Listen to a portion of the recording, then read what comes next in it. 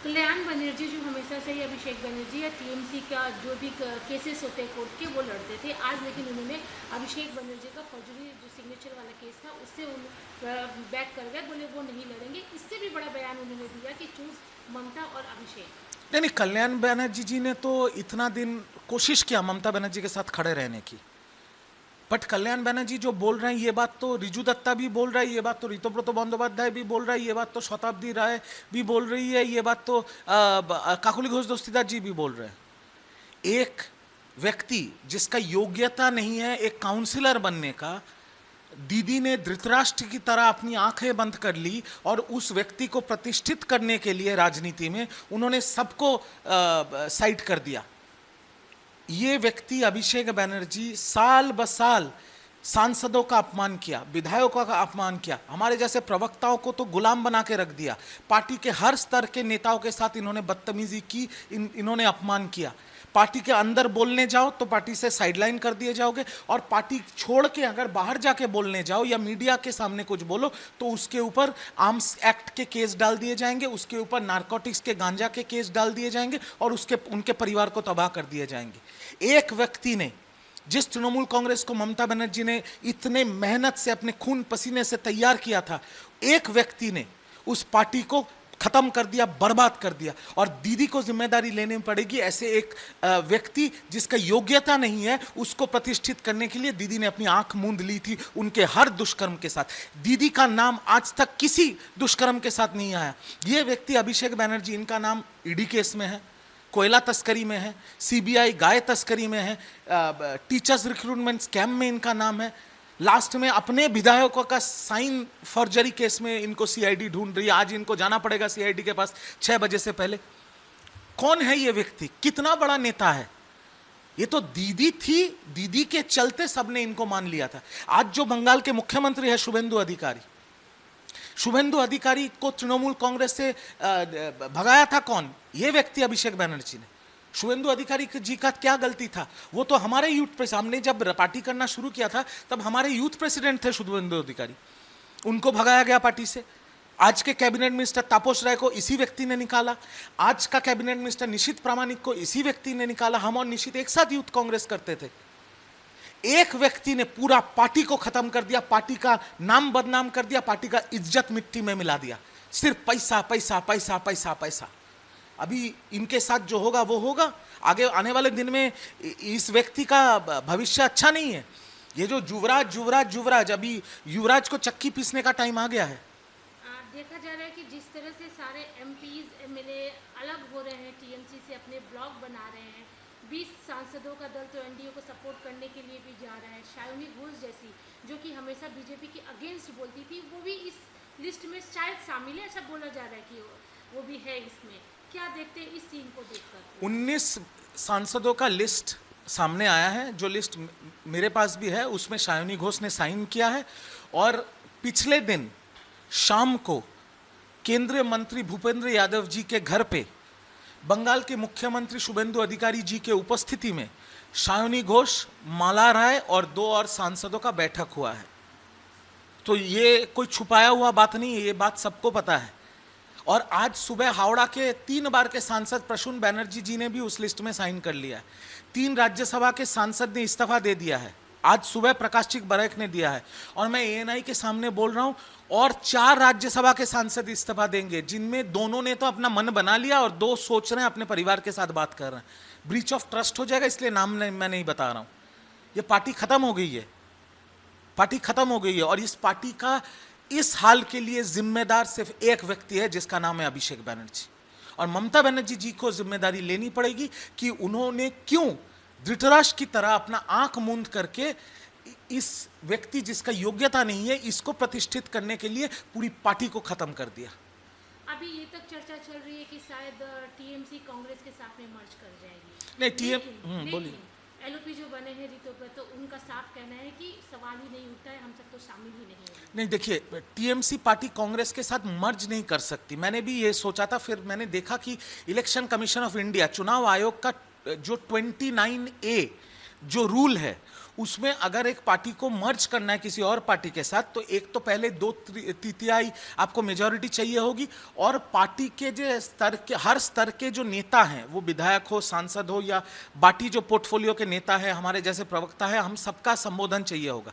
अभी ममता दीदी चाहने से तो मर्ज नहीं होगी, क्योंकि मर्ज करने के लिए आपके पास सांसद अभी है नहीं। 29 सांसद में 20 सांसद आपके खिलाफ चले गए, 80 विधायक में से 64 विधायक आपके खिलाफ है, और भी नंबर बढ़ रहे हैं। और बाकी जो पार्टी के लीडर्स हैं वो तो कांग्रेस के साथ मर्ज नहीं करेगी, और कांग्रेस के साथ तृणमूल कांग्रेस मर्ज कर जाएगी, तो तृणमूल का लोगो और तृणमूल के पार्टी फंड में जो पैसा है, जो 1000, 1200, 1300 करोड़ रुपए है, वो कहाँ जाएगा?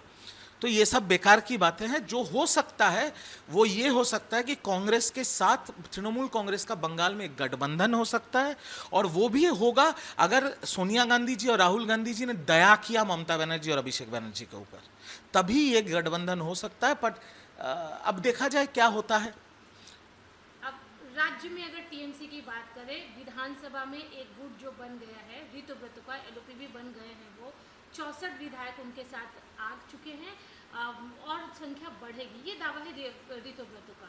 इस पर क्या बोलते हैं, क्योंकि बाकी के जो बचे कुछ विधायक हैं, उनका एक ही कहना है कि जीते तो टीएमसी के सिंबल से थे, तो इस तरह से क्यों जा रहे हैं, नहीं जाना चाहिए। नहीं, जीते हैं टीएमसी के सिंबल से, ऋतुव्रत बंदोपाध्याय भी जीते हैं टीएमसी के सिंबल से, और ये जो 34-64 विधायकों का जो गुट बना है, ये लोग भी तो बोल रहे हैं कि ममता बनर्जी जी को हम मानते हैं, हम सम्मान करते हैं।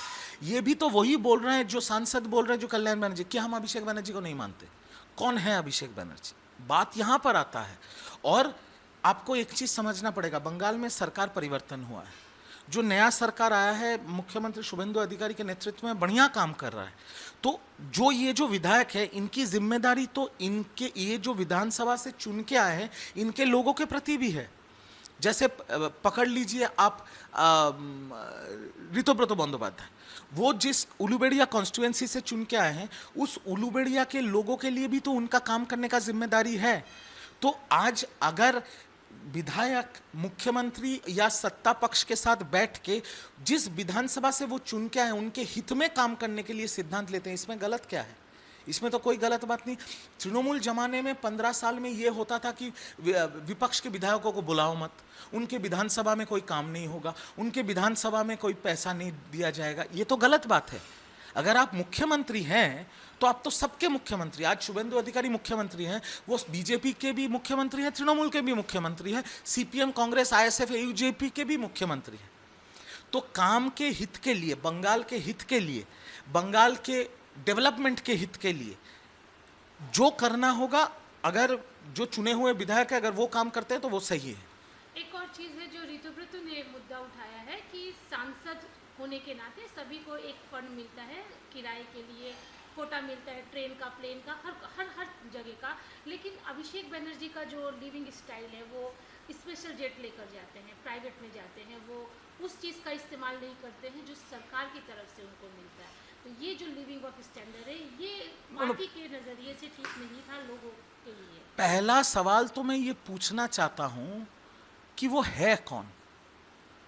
सारा देश में 500 से ज्यादा सांसद हैं, उनके जैसा रवैया कितने सांसदों का है? जब तृणमूल सत्ता में थी, 22 गाड़ियों की convoy, Z+ blue book category security. क्यों भाई, आप कौन है?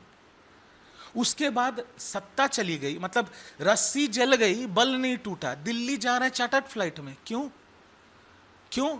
आपको ये लगता है कि आप उनको तो बिजनेस क्लास टिकट मिलता है, आप एयर इंडिया का बिजनेस क्लास टिकट में जाएंगे तो आपके ऊपर अंडा थेरेपी प्लेन के अंदर ही चल जाएगा? इतना डर है तो राजनीति क्यों कर रहे हैं? आज उनको त्रिपुरा कोर्ट से नोटिस आया है, CID का नोटिस है। मेरे को तो सुनाई ये भी दिया है कि कॉरपोरेशन आने वाले दिनों में उनका शांतिनिकेतन का बिल्डिंग तोड़ने वाला है, जहां पर अवैध निर्माण हुआ है। तो सारी गलतियां आप करेंगे। गाय तस्करी में आपका नाम, कोयला तस्करी में आपका नाम, शिक्षा जो स्कैम हुआ था, शिक्षा भ्रष्टाचार जो हुआ था, उसमें आपका नाम, अपने पार्टी के विधायकों का साइन आप नकल करते हैं, आप फॉर्जरी करते हैं, उसमें आपका नाम। मतलब जितना गलत चीज है उसमें आपका नाम है।